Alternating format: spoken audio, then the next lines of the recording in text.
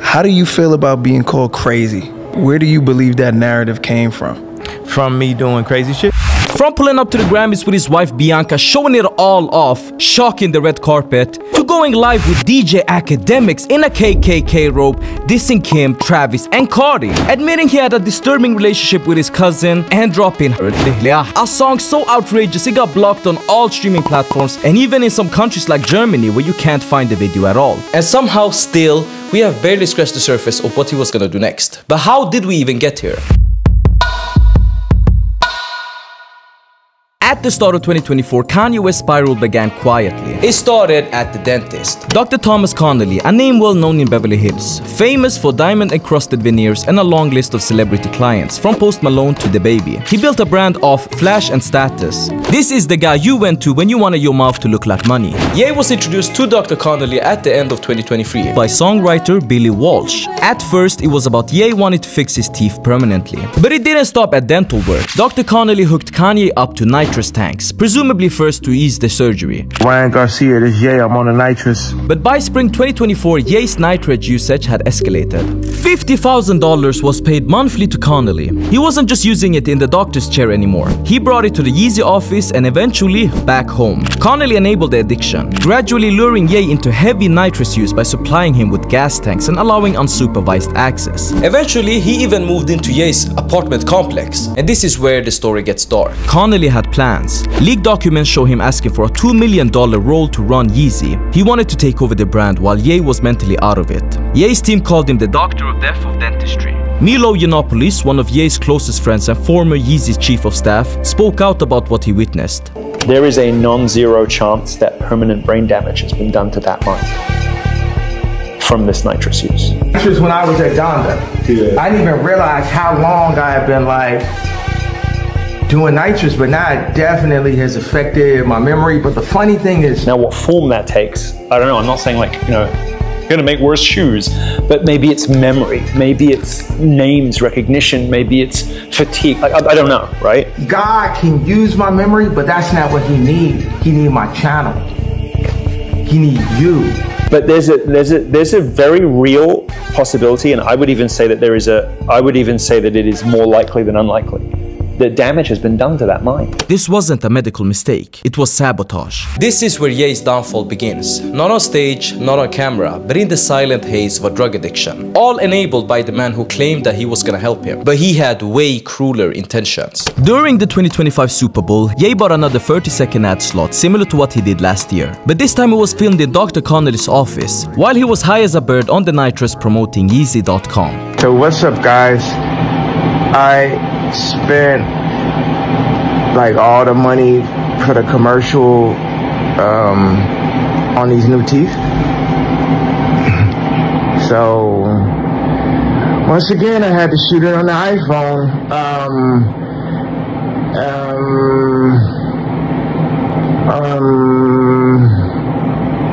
Go to Yeezy.com.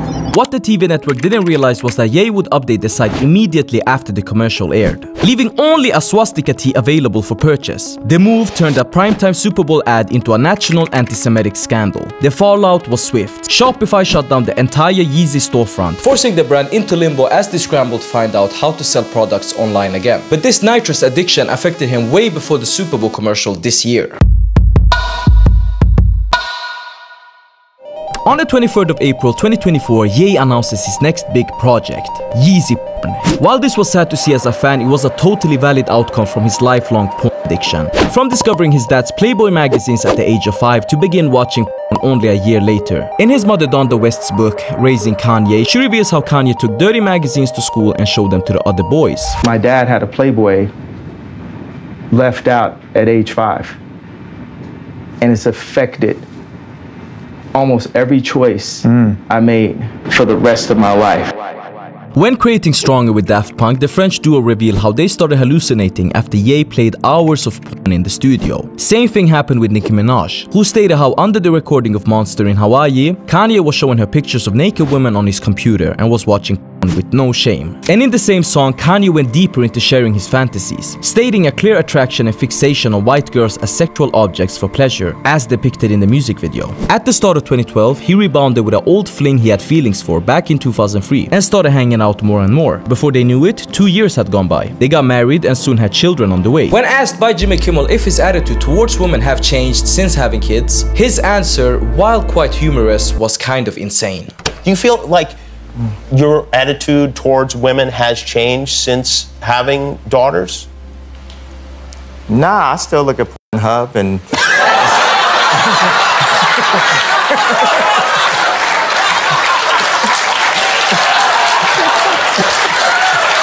What kind of stuff do you look at? What categories? Blacked is my favorite category. You don't have to go into that. I mean, you can if you want, but... I mean, what's the point of being Kanye West if you can't? Let's break down the categories. A lot of black on white, obviously. Oh, yeah. He makes it clear that he has an interracial fetish. But here is what's dangerous with porn. The interracial kink is strongly connected to the fantasy of being a cuck, aka watching your wife sleep with another man, which would be a sinister hint into the future. In an interview with Mr. Jones, Kanye admits his addiction was the downfall of his marriage with Kim, and that he had such a beautiful woman but still felt like watching porn. It was a truly destructible habit, having an effect on his marriage and constant state of mind. In a live stream with Sneeko, without knowing the camera was on, Ye started sharing his fantasies with everyone in the room. And here's a sneak peek into Kanye's mind. I definitely am more like stag vixen and shit.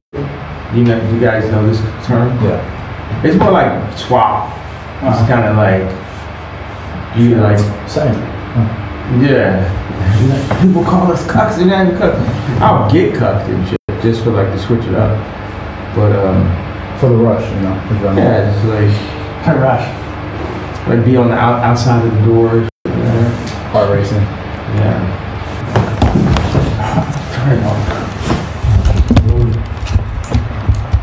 And unfortunately for Mr. West, this addiction to porn would only evolve into weirder kinks. From eating sushi on women's bodies, to asking Iggy Azalea this very weird question. I really looked up to Kanye, so it threw me off. I didn't know what to say, so I was like, oh, that's interesting to think that somebody that I really look up to like looks at my pictures every morning for inspiration. That's kind of cool. He was like, yeah, I jack off to them. Weird. Searching for you. Don't know what to say. Weird.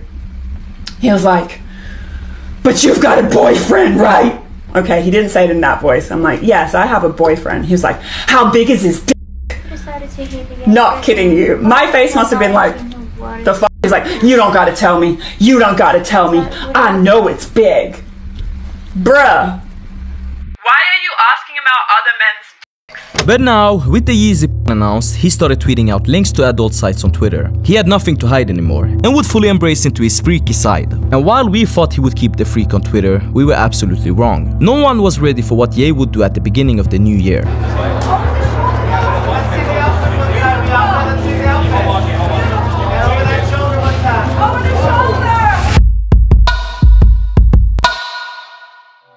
Kanye, with a long history of being a Grammy icon, winning award after award and having legendary speeches. Everybody wants to know what I would do if I didn't win. I guess we'll never know. Him being invited to the Grammys and even nominated for Carnival was quite controversial, since his anti-Semitic antics was still rolling. Ye arrived at the Grammys with an entourage of 5 people, including his new wife, Bianca. Bianca, if you didn't know, is a 30-year-old architectural designer from Melbourne, Australia. She started working for Yeezy in 2020 after getting her Master of Architecture degree. They got married behind closed doors in 2022, leading to her becoming head of architecture at Yeezy. And on the Grammy floor, with all cameras pointed at her, on his signal, she dropped it all. This wasn't the mother of his kids, so he would design her in the fantasies he likes, hypersexualizing her on social media with see-through outfits and getting his rocks off in public. At some moments, it feels like he doesn't respect her, and in other moments, she feels like the Harley to his Joker. All of these antics made it difficult for Kim to let her kids see their father, not knowing what they could be exposed to for talk or behavior. Kanye West's love for his children, especially his oldest daughter North, is no secret. North is often seen as a reflection version of her father. Creatively bold, confident, and just as wild. In an ID magazine interview, she was asked what her favorite song was. Her answer, Through the Wire. The legendary college dropout single Kanye recorded when his jaw was wired shut after a near-fatal car crash in 2002. Yeah, she knows peak. One of the biggest fights between Kim and Ye was about the kids. Following their divorce, they agreed to joint custody of the 4 children. However, disputes have emerged, particularly concerning Kanye's involvement of North in his music projects. In February 2024, Kanye released a track titled Talkin' and Once Again, featuring North as part of his collaborative album Vultures One with Ty Dolla $ign. This marked her debut as an artist, stepping into the creative footsteps she's always admired in her father. But her father wasn't making fatherly decisions in her music career. Things escalated in March 2025 when Ye dropped Lonely Roads Still Go to Sunshine, featuring Northwest and the disgraced mogul Sean Diddy Combs, who is facing serious federal sex trafficking charges. Kim did everything she could to stop her daughter from being associated with a man like Puff,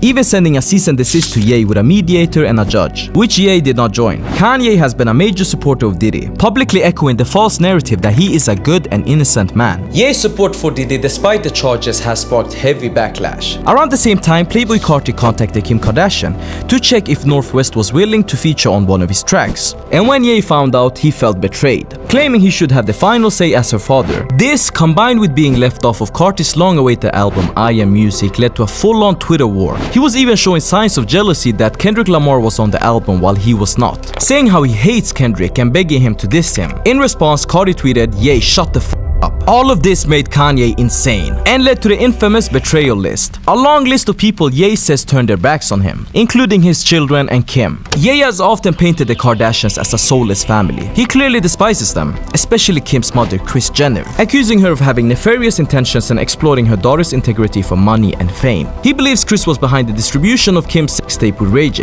which led to even deeper rifts in the already fractured family dynamic that these poor kids are forced to grow up in. With family tensions and controversies at an all-time high, Ye decided to do what he does best: get back to making music and chopping samples. But this time he was coming with what he called an anti-Semitic sound, and the album was going to be named World War III. But after another rant, he decided that he was gonna go all out and call it Cock. And once again, he's changed the name. The album is gonna be called In a Perfect World. And at least he did one good thing, because Cock would have been such a stain on his already damaged brand. In a Perfect World is a wild and extreme departure from the Christian Kanye who once refused to let rappers even swear on his albums. It's built on shock value, yes, but also on raw trauma. This is Kanye at his most unfiltered, most hateful, and most dangerous. The album is described by him as a punk, prog, rock, rap, electronic Berlin school synthwave, whatever the fuck that means. I mean, he must have been on Nitrous when he tweeted that. The tracklist and album artwork sent shockwaves through Twitter, not just for the unhinged and straight up disgusting song titles, but for the fact that Ye used a real KKK wedding as the album cover. The image was originally taken in a barn in Tennessee back in July 2015. On top of this, he also announced that he's no longer releasing music as Kanye West. It's clear that he's sick of the name. In the Justin LaBoy interview, Ye explained that people don't respect Kanye West anymore. They shit on the name however they want, but the name Ye, that doesn't show up in the headlines. It's what his friends call him, so he feels much safer and respected in that name, but also more in control. I know many of you felt relief that his goated catalog won't be ruined anymore after Vultures 2. Cock would have been the final blow for a lot of fans. Instead, he launched a brand new artist profile, starting from scratch, with zero playlist or industry support this time, where he could delve even deeper into his dark, twisted, and hateful mind under just 2 letters, Ye. The first single of 2025, titled World War III, released on March 26. And the most notable bar was, "They saying I'm acting like Hitler, but how am I acting like Hitler when I am a fucking..." Then he continues to say the N-word with the hard R. And this was just a little taste test of what was to come. Kanye started surrounding himself with a bunch of live streamers. Names like Neon, Sneeko, DJ Academics, Reggie Walk, and his producer Digital Nas were part of what seemed like a roster. He's been using their streams to share his wildest and often anti-Semitic takes, which these guys eat up because it gets them views and clout. Only a couple days after World War III dropped on March the 30th, Ye invited controversial blogger DJ Academics for a raw, unfiltered live stream interview. 1 hour and 20 minutes minutes long, held in a hotel room in LA. The interview was supposed to happen at Ye's warehouse, but just hours before, Kanye had a sudden panic. He feared someone was after him and decided he was going to flee to Japan for refuge. But before boarding his flight, he wanted to speak with Ak, uninterrupted. At the start of the stream, Academics with his phone in hand jumps in an Uber to get to Ye's hotel, where things immediately take a wild turn. When Ye opened the door, he greeted Ak and then vanished for a few minutes, only to return wearing a full black KKK robe. I mean, this shit looks like a full-on boss fight from Dark Souls. While fans were shocked, the design was actually an old idea of his, previously seen in the Black Skinhead music video from Yeezy's album, which released back in 2013. What followed was an unhinged interview.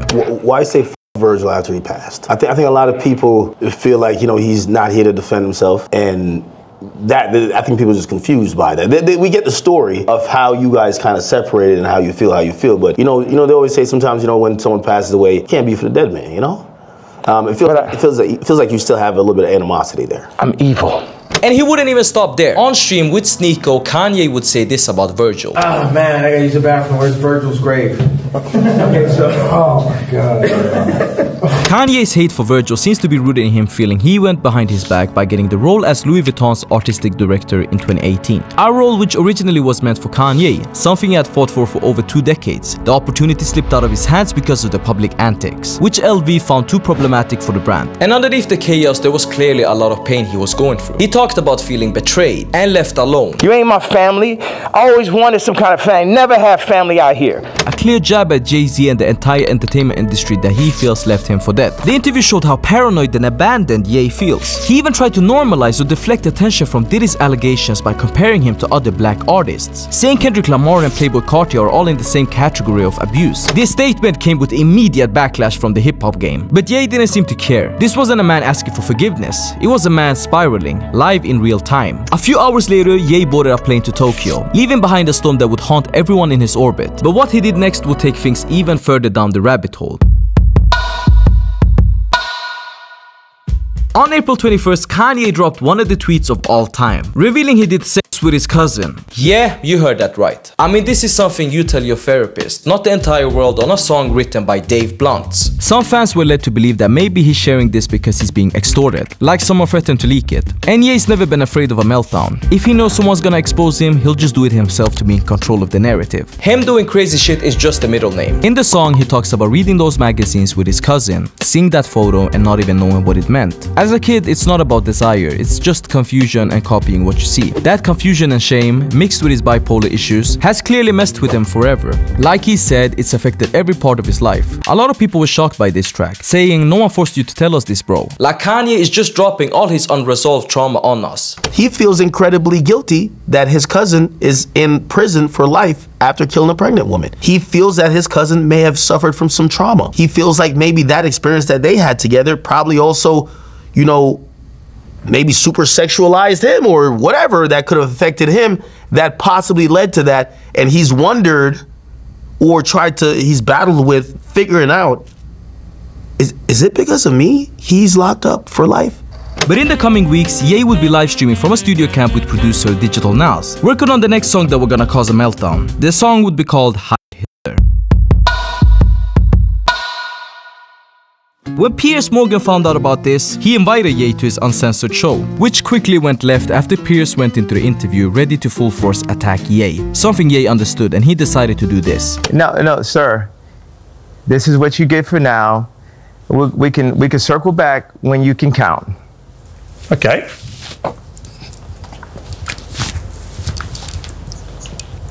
Where's he gone, Sneeko? That's it for Ye. But it's nice to meet you, Piers. On May 8th, Kanye West released a track called Hitler, which ends with a sample from a 1935 Adolf Hitler speech. The music video showing men in tribal outfits chanting the song's title dropped on Victory in Europe Day, a move many saw as deliberately provocative. Ye said the idea behind the song was to break what he calls modern propaganda, meant to decentralize people. He singled out the promotion of obesity as one example, claiming society uplifts trauma rather than address it. In his views, society needs to confront its darkest symbols head-on, including racial slurs and Nazi slogans. He described the chorus as a mix of free, offensive, emotionally charged words, which are not meant to be said. The N-word and Hitler. designed to be catchy enough to chant in stadiums. Ye argued by repeating these words out loud, they can be stripped of their power, just like how the N-word has been reappropriated into slang in parts of the black community. Ye also framed the song as a protest against censorship. He claims there's hypocrisy in how platforms allow violent lyrics about black people being killed but quickly censor anti-Semitism. The response from platforms was immediate. YouTube, Apple Music, Spotify, and SoundCloud removed the track within hours or blocked it straight up.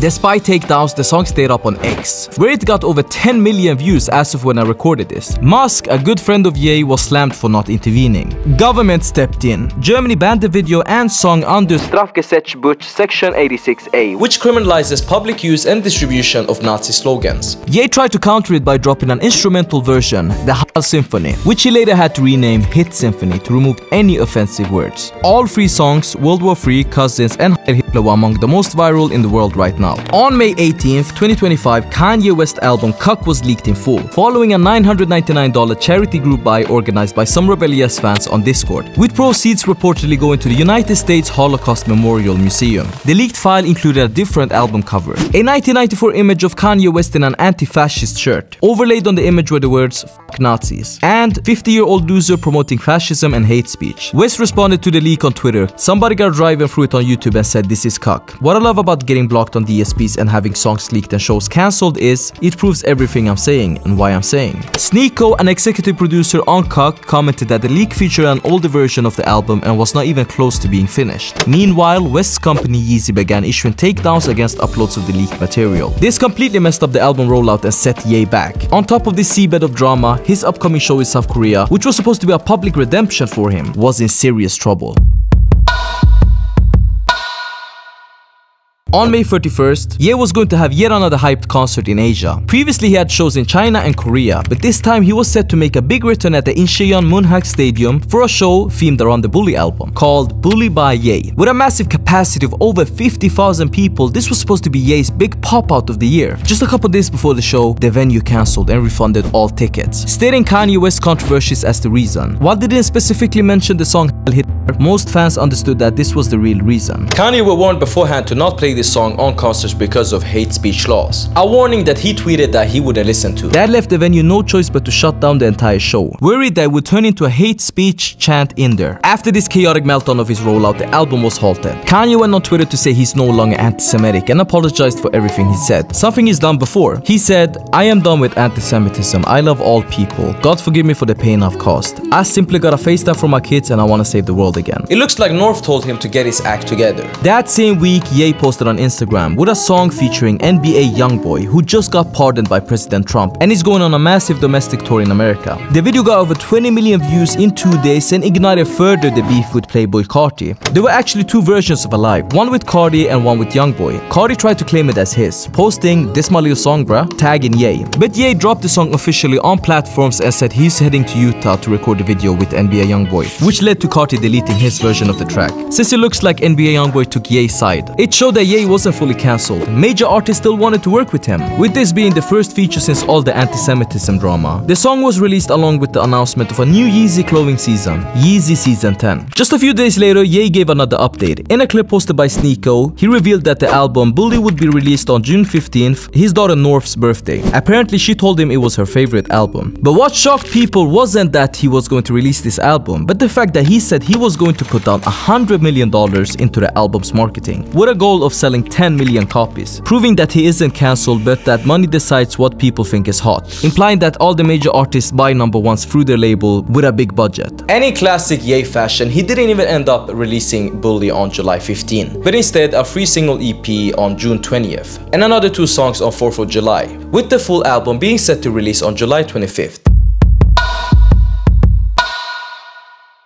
At the same time of the Bully rollout, Ye decides to visit the courtroom to support Diddy. And not long after, he releases a surprise EP with Diddy's son, King Combs, that is named Never Stop, which he has executively produced but also featured on a couple of the songs, including his daughter Northwest being on the song, and that song originally had Diddy on it. The album cover showed Diddy's Bad Boy Entertainment record label office abandoned, with a homeless man sleeping in the front. Many fans were both shocked and appalled that he would support Diddy this publicly. His IG lost hundreds of thousands of followers, leaving him under the 20 million follower mark. Nonetheless, Ye has been more active than before, making fans glad but also alienated in classic Kanye fashion. He's now trying to go on tour for the Bully release. Starting in Shanghai Stadium in China on July 12th, the Incheon Munhak Stadium in South Korea, which was the venue that he was originally gonna perform at a couple months ago, but it got cancelled. This time, he's trying again on July 26th. After the summer, he's going to Brazil on the 29th of November. But the real question is this even going to happen? I mean, everywhere he's going, he's being denied. Realistically, he has the biggest chance to do this in Asia. They are not as hard on cancel culture as the West. But honestly, I don't even know if we're gonna see any shows at all. And it's because it's hard for partners to work with him. It's very unpredictable.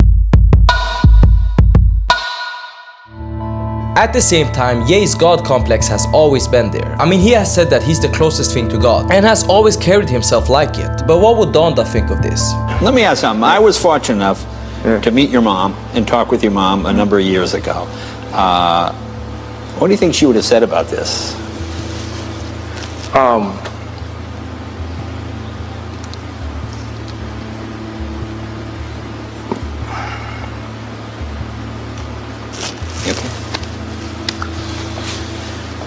Would she be disappointed in this? Would she give you a lecture?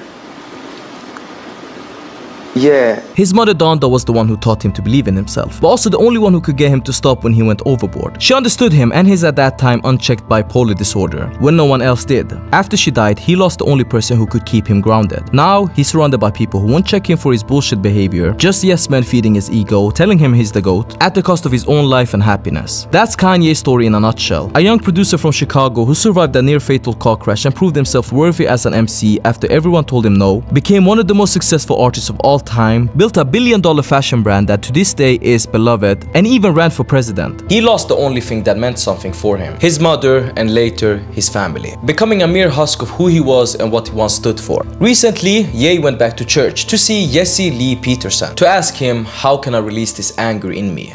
And what Jesse tells him is that firsthand, he needs to forgive his mother. This is a step in the right direction, but it also makes clear that Ye still needs help.